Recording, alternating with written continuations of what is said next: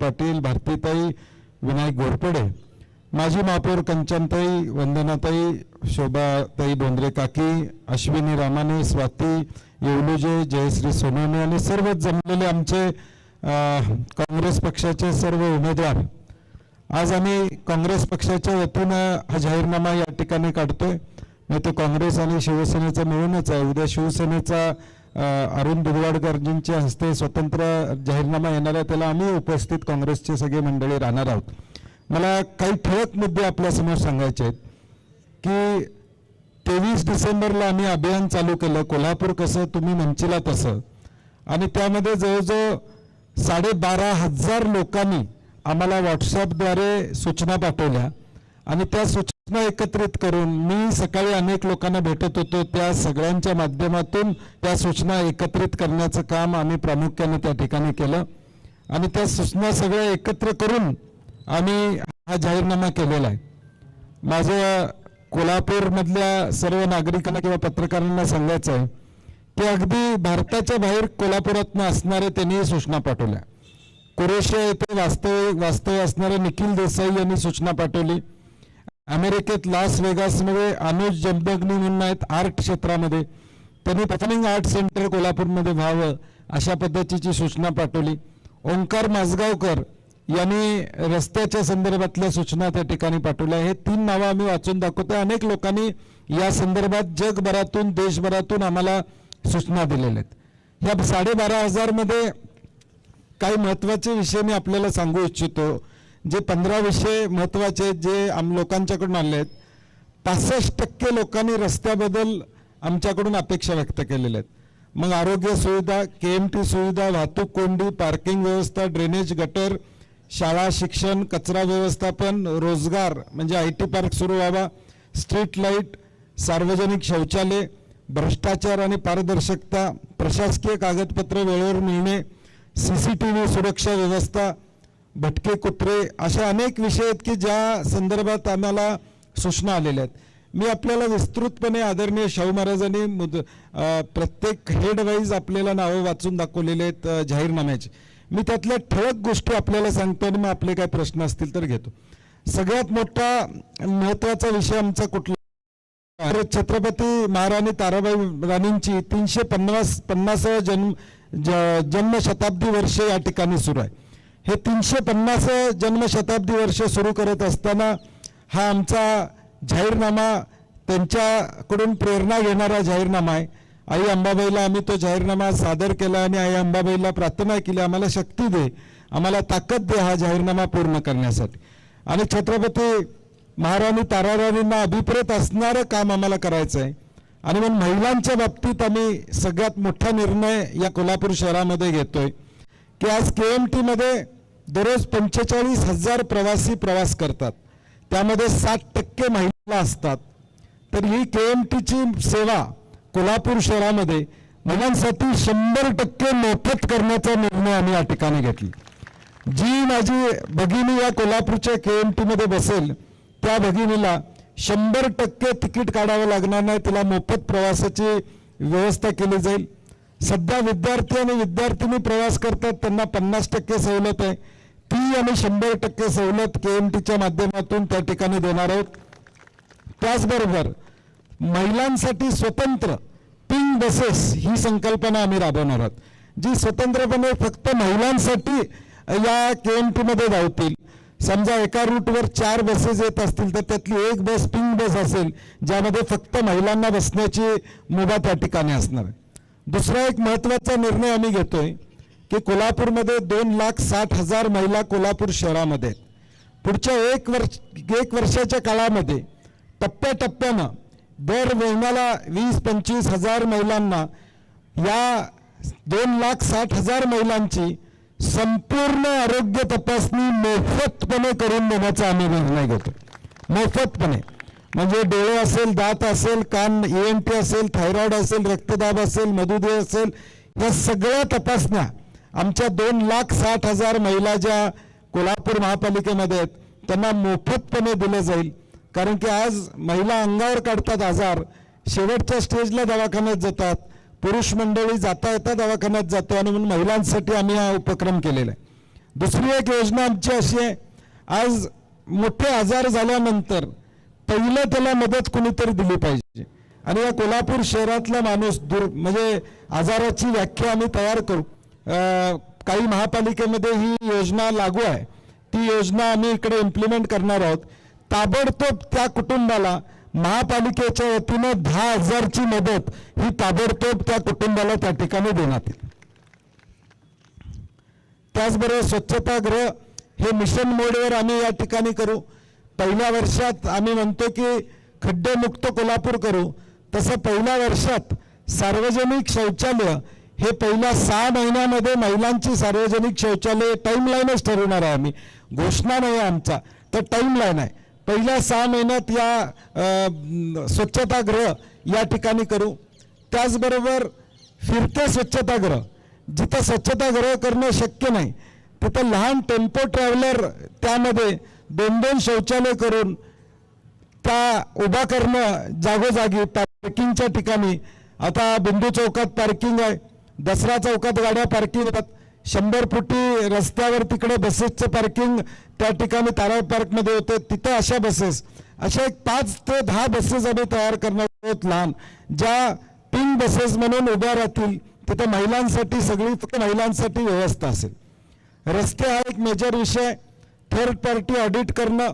भारतीय रस्ते काँग्रेस आम्हाला ही सूचना लोकांच्याकडून आलेली आहे, IRC या नामांकनाप्रमाणे रस्ते या ठिकाणी केले जातील.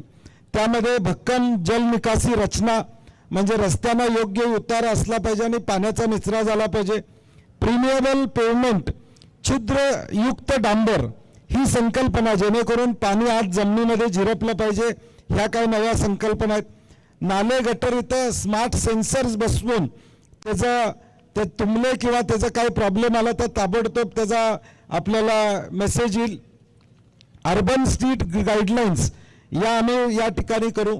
डिग वन्स अशा पद्धतीची संकल्पना असेल, रस्ता एकदाच उकरला जाईल, नो डिगिंग हा एक संकल्पना म्हणून तो रस्ता परत उकरला जाणार नाही, या पद्धतीचा नियम त्या ठिकाणी केला जाईल. वाहतूक हा एक मोठा विषय आहे आणि कोल्हापूर महापालिकेतल्या जागा आहेत, तुम्ही माझ्याकडे ती जागेंची माहिती आहे, आरक्षित जागा आहेत. या सगळ्या जागांवरती 7,000 गाड्यांचं मल्टी लेवल पार्किंग आम्ही 3 वर्षामध्ये या ठिकाणी करू. 3 वर्ष लागतील मला, कारण की मी आत्ता बोलतोय म्हणजे ताबडतोब त्या सगळ्या DPR आमचा तयार आहे, ऑलरेडी महापालिकेने DPR तयार केलेला आहे.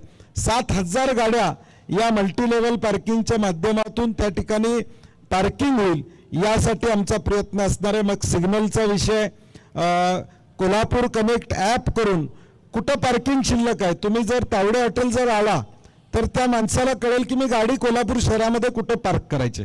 जसं संत शेगाव महाराज ट्रस्टला तुम्ही गेला, आत आल्या आल्या तुम्हाला कळतं की कुठल्या ठिकाणी मला पार्किंग अवेलेबल आहे.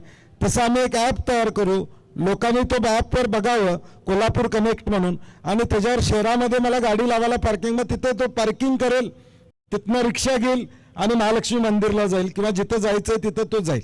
म्हणजे हा पार्किंगचा एक इनोव्हेटिव्ह संकल्पना आम्ही कोल्हापूरमध्ये या ठिकाणी मारणार. त्याचबरोबर छत्रपती शिवाजी महाराज नॉलेज सेंटर हे महापालिकेच्या वतीने उभारलं जाईल. अभ्यासिका असेल तिथं UPSC MPSC साठी ट्रेनिंगची व्यवस्था जाईल.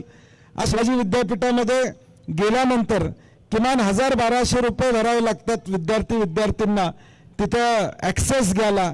जगभरातली जी काही सामग्री आहे, लेखणी आहे, ती घ्यायला पैसे भरावे लागतात. तर ते महानगरपालिकेमध्ये आम्ही अत्यंत अल्प दरामध्ये करण्याची भूमिका असणार आहे. छत्रपती शिवाजी महाराज नॉलेज सेंटर या नावानं आम्ही हे या ठिकाणी करणार आहोत. IT आणि स्टार्टअप याला इकोसिस्टीम तयार करणं, IT साठी महाराष्ट्र शासनानं धोरण काढलेलं आहे, परंतु 2 टायर सिटीजना म्हणावी तशी सवलत नाही. त्याचा पाठपुरावा महाराष्ट्र शासनाकडे आम्ही करणार आहोत. परंतु आम्हाला प्रॉपर्टी टॅक्समध्ये ITचं उभारली इमारत आणि फक्त IT करत असेल तर त्याला प्रॉपर्टी टॅक्समध्ये आम्ही सवलत देणार आहोत. 500 मुलांना जर रोजगार तिथे मिळत असतील, 100 मुलांना जर रोजगार मिळत असेल तर त्याला सवलत देण्याची भूमिका आमची असेल. तो निधी कसा उभा करायचा वगैरे ते मी पुढे आपल्याला सांगेन. हेरिटेज स्ट्रीट विकसित आम्ही करणार आहोत. कोल्हापूर ब्रँडचे जागतिक संरक्षण आम्ही करू. IPR आणि GI टॅगिंग. कोल्हापूरचं आता तांबडा पांढरा रस्सा असेल, कोल्हापुरी चप्पल असेल, कोल्हापुरी मिसळ असेल, हे IPR ट्रेडमार्क करून त्याला महापालिका पुढाकार घेईल ह्या सगळ्या गोष्टी करण्यासाठी. यामुळे कोल्हापूरची ब्रँडची एक जागतिक पातळीवर या ठिकाणी दखल होईल. दुसरं सगळ्यात महत्त्वाचं आम्ही करतोय की जेनझी 18 ते 25 या वयोगटातल्या मुलामुलींची वॉर्ड वाईज कमिटी या ठिकाणी आम्ही करणार आहोत. जनरल बॉडीमध्ये ठराव करून आम्ही ते करणार आहोत. 18 ते 25 या वयोगटातली मुलं आणि मुली त्या वॉर्डाच्या वॉर्ड समितीमध्ये त्या ठिकाणी असतील आणि ते भविष्य असणार आहे आमच्या या शहराचं.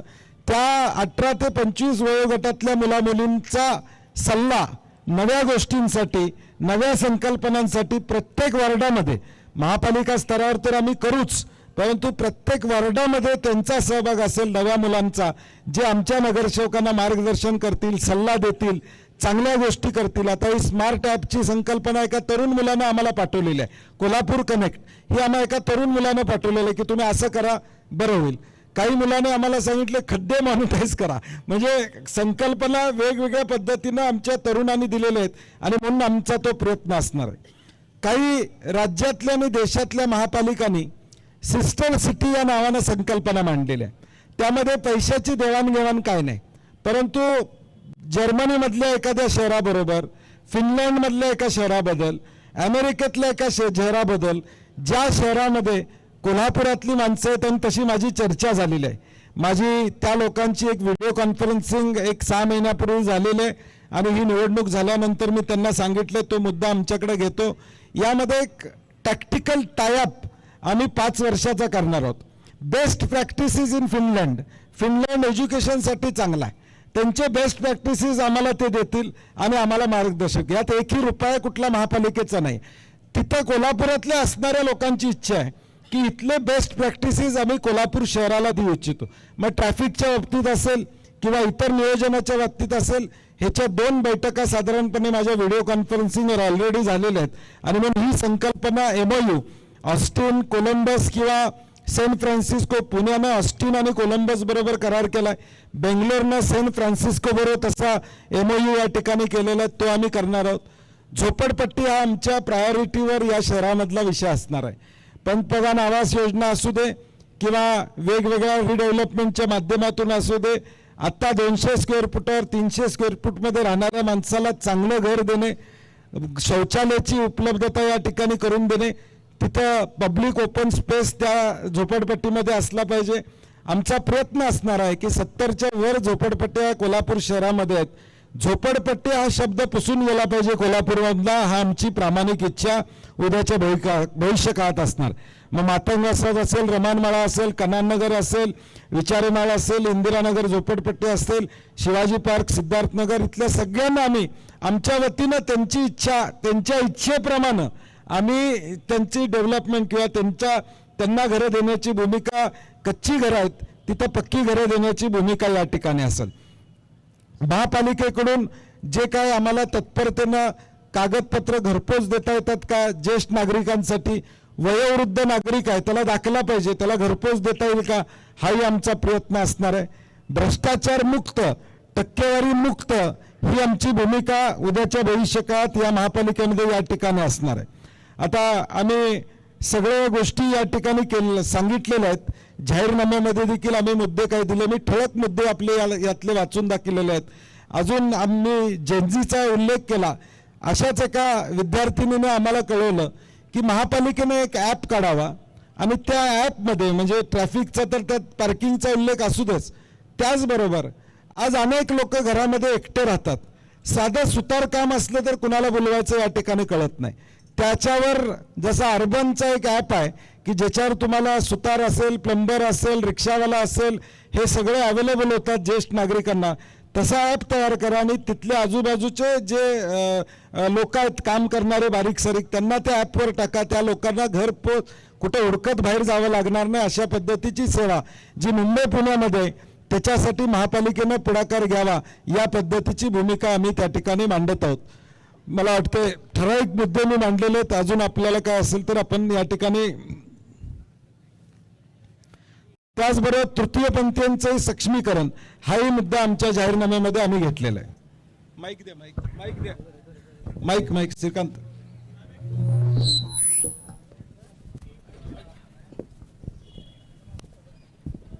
एक तरी देशाचा जाहीरनामा जसं मांडतात त्या पद्धतीने तुम्ही अनेक योजना खरं तर इथं मांडलेल्या आहेत. पण विरोधकांच्या वतीने आता ज्या प्रेस कॉन्फरन्स किंवा सभा चालू आहेत त्यामध्ये त्यांचा एक मुद्दा असा आहे की तुम्ही काही करा, शेवटी निधी हा केंद्रातून आणि राज्य सरकारकडून येणार आहे. तर या सगळ्या योजना जेव्हा आपण तुम्ही करणार आहात तर निधीचं नियोजन कसं करणार आहात, हा पहिला प्रश्न आहे. आणि याला लागून दुसरा प्रश्न आहे की बाबूगिरी, खाऊगिरी, टक्केवारी गेल्या 10 वर्षामध्ये आपण बघितलेलं आहे की अजिबात कामच करते. एका आमदाराची तर थप्पी पडली होती अर्जांची एवढी, आणि ते टाहो पडत होते, तिथं कामच होत नाहीत महापालिकेमध्ये. तर त्या प्रवृत्तीसाठी तुम्ही काय करणार आहात? नाही, गव्हर्नन्स हा एक मोठा विषय असेल. अधिकाऱ्यांच्यावर आमचं या ठिकाणी प्रॉपर नियोजन असेल. महिन्यातून एकदा स्वतः आम्ही बैठक त्यांच्याबरोबर घेऊ आणि गव्हर्नन्स आपल्याला निश्चितपणे आपल्याला फरक झालेला दिसेल. मी म्हणणार नाही की एकदमच बदलेल, परंतु 100% आपल्याला फरक झालेला यामध्ये दिसेल. दुसरा विषय निधीचा, 2002 ते 2007 म्हणजे 2002 पासून 2014 पर्यंत महाराष्ट्रामध्ये आणि देशामध्ये काँग्रेसची सत्ता होती. त्या सत्तेच्या काळात मुंबईमध्ये शिवसेनेची सत्ता होती, ठाण्यामध्ये शिवसेनेची सत्ता होती, म्हणजे त्यावेळी बरोबर नव्हती. आमच्या उल्हासनगरला होती, नागपूरमध्ये होती, छत्रपती संभाजीनगर होती, अकोला होती, अमरावती होती. या सगळ्या शहरांमध्ये शिवसेना भाजप म्हणजे काँग्रेसच्या विरोधातली सत्ता होती. कुठलाही निधी थांबला नाही. जो नियमाप्रमाणे वित्त आयोगाचा निधी येतो तो द्यावाच लागतो, जो अमृतमधला निधी येतो तो द्यावाच लागतो. आता कुठला निधी आम्हाला मिळणार नाही, म्हणजे 100 कोटी सारखा जे 50 कोटी रस्ते होणार आहे तसला मिळणार नाही आम्हाला. किंवा पतदिवे जे आहेत की 10 रुपयाचा पतदिवा 20 रुपयाला लागला तसला निधी मिळणार नाही, तो आम्हाला नकोच आहे.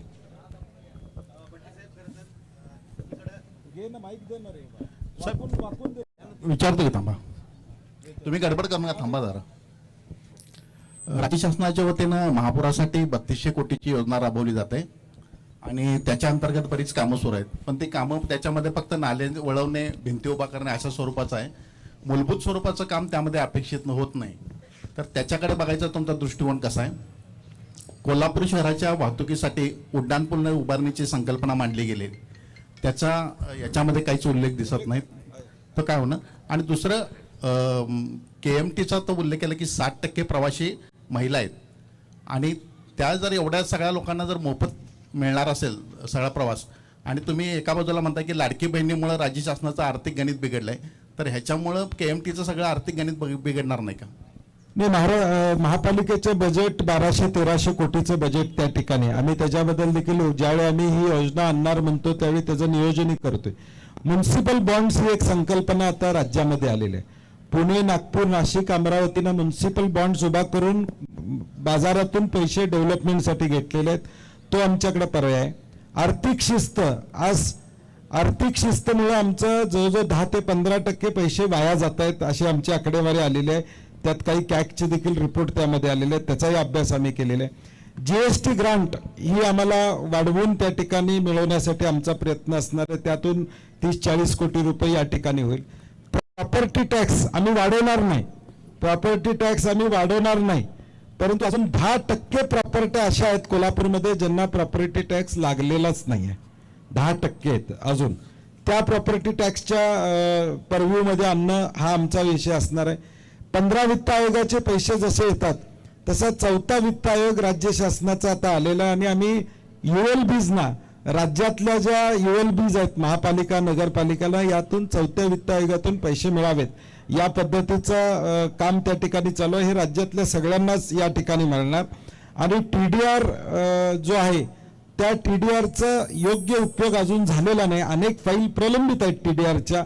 त्यामध्ये काही अटी आहेत की रस्ता पूर्ण पाहिजे मग तिथला TDR आम्ही तुम्हाला देऊ. त्या TDR मधून किमान 50 कोटी रुपये वर्षाला महापालिकेला उत्पन्न मिळेल. त्यामुळे आम्ही ज्यावेळी बोलतो सवलती देणार त्यावेळी महापालिकेचा आर्थिक बोजारा कुठं उडणार नाही याची जबाबदारी घेणार आहोत. पण बंटी साहेब, एकूण जर हा वचननामा बघितला, जाहीरनामा बघितला, तर त्याच्यामध्ये प्रामुख्यानं महिलांसाठी खूप चांगल्या योजना पाहायला मिळतात. एकीकडे जसं लिपारे सर म्हणले की एक लाडकी बहीण सध्या खूप चर्चेत आहे आणि अनेकांना त्याचे हप्ते देखील जात आहेत, त्याचे फायदा होतोय प्रत्येकाला. मग अशा ह्याच्यामध्ये काँग्रेसनं महिला जे मतदार आहेत त्यांना कुठेतरी एक आकर्षित करण्यासाठी एक नाही, छत्रपती ताराराणींची 350वी शताब्दी आपण साजरी करतोय, त्यांना अनुसरून कारभार आमचा व्हावा आणि यावर्षी ती 350वी जन्मशताब्दी आहे आणि महिलांचं सक्षमीकरण करण्याला कुणाची ना असायचं कारण नाही. विरोधक नाही नको म्हणत असतील तर मला माहित नाही, परंतु आम्ही जर महिला इथल्या सक्षम करत असू, त्या स्वतःच्या पायावर उभी राहून बाहेर जर कामावर जात असेल, हातावरचं पोट असणारी महिला KMT मध्ये प्रवास करते, गाडीवाली तर कोण महिला करत नाही, आणि मग त्या भगिनीला आमचा आधार द्यावा ही आमची भूमिका आहे. साहेब, दरवर्षी पावसाळा आला की कोल्हापूर शहरातला निम्मा भाग पाण्याखाली जातो.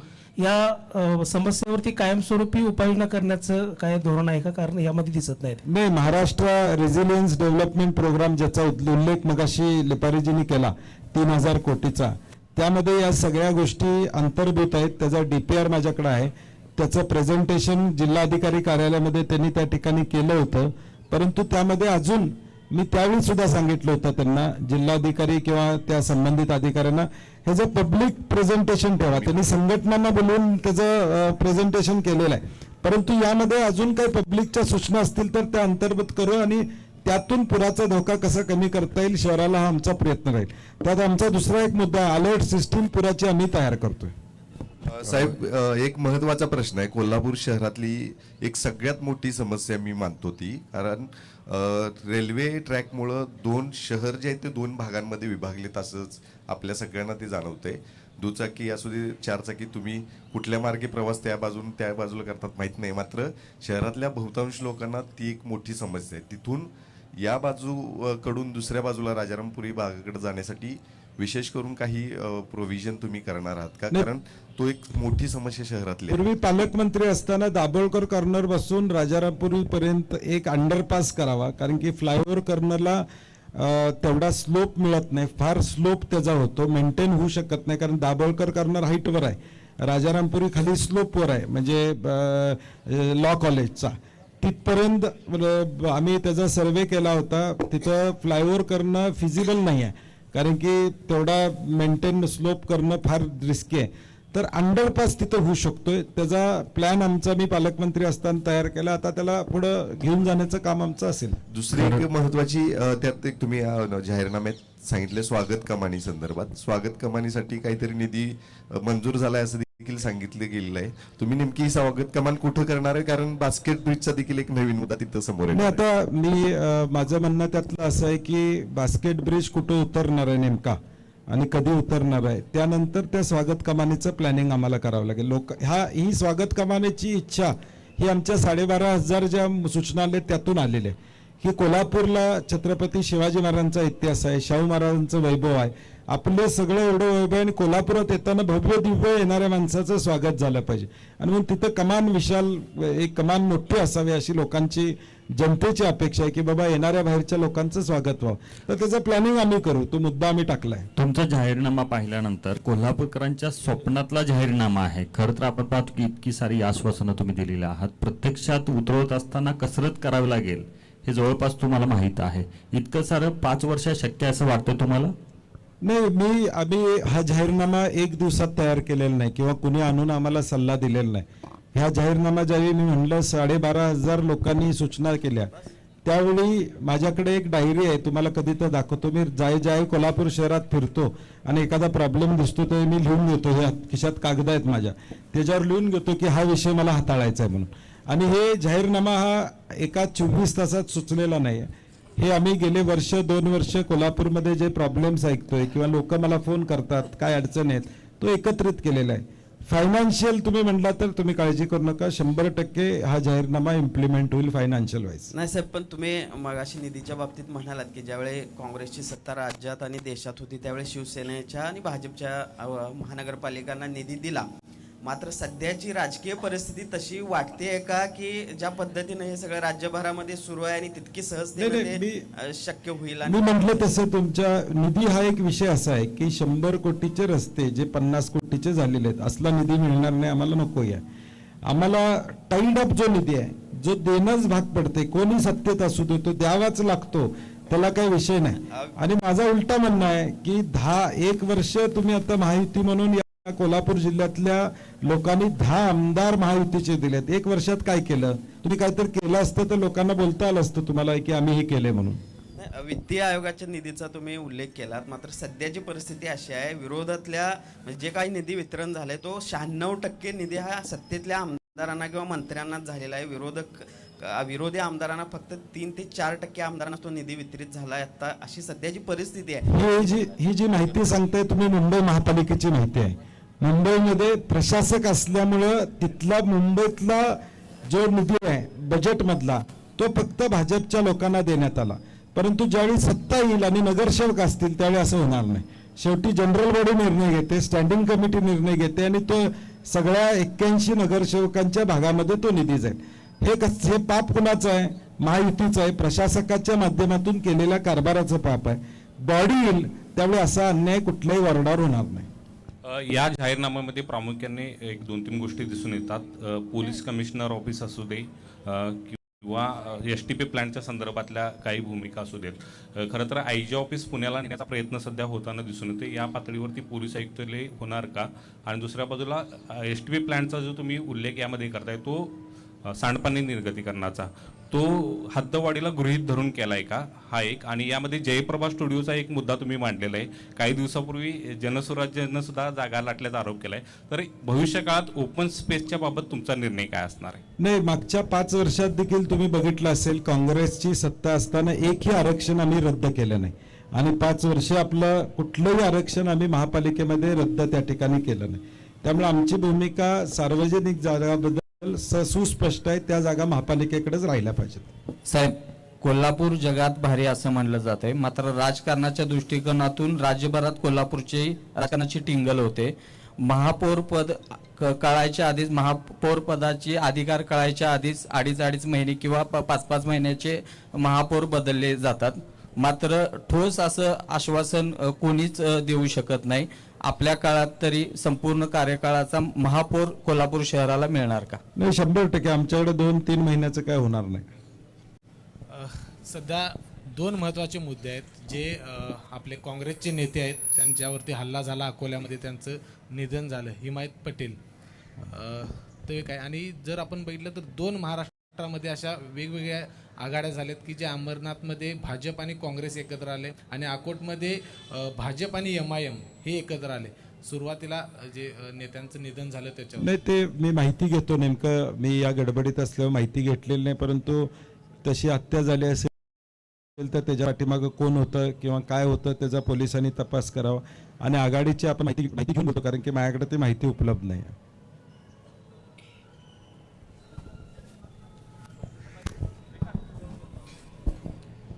आपल्याला माहिती आहे सर्वात मोठी झोपडपट्टी म्हणून सदर बाजार होते, आज त्याचं रूप पालटलेलं आहे. पण काल जी आग लागली राजरामपुरीच्या बॅक साईडला, तर तिथं अग्निशमन दल सुद्धा जाऊ शकलं नाही. आम्ही काल सकाळी पुन्हा यादवनगरमध्ये गेलो होतो. धारावीचा फील अजूनही तिथं आहे. तर याचा विकास करण्यासाठी किंवा तिथं चांगली घरं मिळण्यासाठी काय योजना आहेत का या संदर्भात? नाही, तिथं पंतप्रधान आवास योजना आहे. परंतु आता काय होतंय, पंतप्रधान आवास योजनेमध्ये एका घरात 2 भाऊ राहत असतील तर एकच घर मिळतं. आणि म्हणून त्याच्यासाठी माझा काही तज्ज्ञांची माझी चर्चा झालेली आहे. शेल्टर होम नावाची एक NGO आहे, जे NGOने इथं आम्हाला बरीचशी मदत कोल्हापूर महापालिकेमध्ये केलेली आहे. त्यांच्या प्राथमिक 1-2 अनेक विषयांवर माझ्या चर्चा झाल्या, त्यावेळी त्यांच्याशी चर्चा झालेली आहे. तर त्या माणसाला कसं आपल्याला अकॉमोडेट करता येईल आणि तिथल्या लोकांना विश्वासात, कारण की शेवटी काय, तो राहणारा माणूस त्याच्या घरात जर 5-7 माणसं राहत असतील तर तेवढं तरी घर आम्ही त्याला दिला पाहिजे. त्यामुळे त्या लोकांना विश्वासात घेऊन पक्की घरं देणं हे आमचं काम असणार आहे. आणि तुम्ही काल दौलतनगरचं बोलला, मी पालकमंत्री असताना मोटरसायकल घेतल्या होत्या आम्ही ह्याच्यासाठी, फायर फायटिंगसाठी.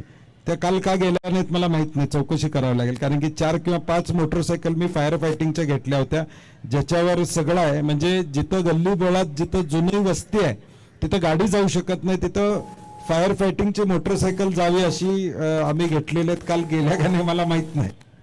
एक राजकीय प्रश्न माझ्या वतीने शेवटचा विचारतो. रणजित, 1 मिनिट. हद्दवाढी संदर्भात आपण प्रथमच भूमिका जाहीर केल्या, त्याबद्दल अभिनंदन. पहिल्यापासून आहे, माझ्या लोकांना विश्वासात घेऊन करावी म्हणून पहिल्यापासून आहे.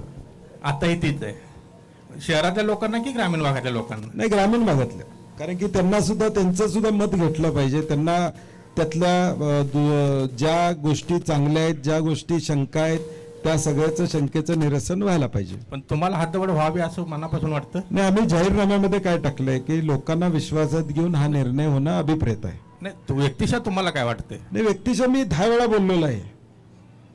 दुसरी गोष्ट, दाभोळकर कॉर्नर ते राजारामपुरी इकडं भुयारी मार्ग होईल तेव्हा होईल, पण चालण्यासाठी सुरक्षित मार्ग नाही, अजिबात नाही तिथं. काय त्यासाठी काय करणार? नाही, आता काय झालंय, चालण्यासाठी म्हणतो मी. नाही, मी म्हणजे आता परत ते टीकात्मक होतंय. मी तिथं DPDCतनं लिफ्टसाठी पैसे दिले होते की लिफ्ट करावी आणि पलीकडनं रेल्वे स्टेशनला जावं.